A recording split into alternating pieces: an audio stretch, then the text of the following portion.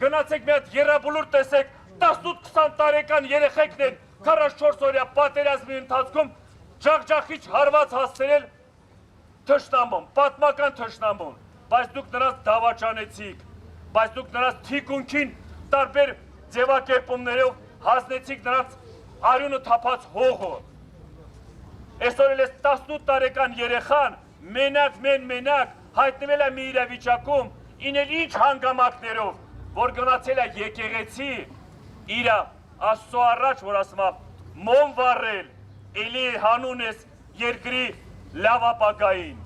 գնացել է եկեղեցում մոմ վառել, էլի մեր վաղվա խաղաղության կամ վաղվա լավ ժամանակներին, խիեք է ձևի իրավիճակում հայտում, ղեկավարներ ձեզ եմ ասում, ձեզ բոլորին ունեք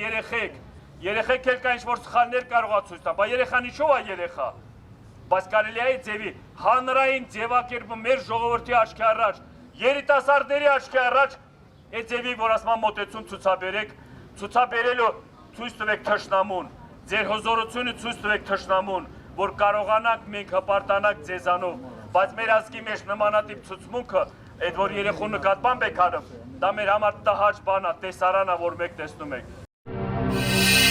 Բաժանորդագրվեք Արմաթ մեդիայի ալիքներին սոցցանցերում։ Հետևեք մեզ նաև Արմաթ մեդիա AM կայքում։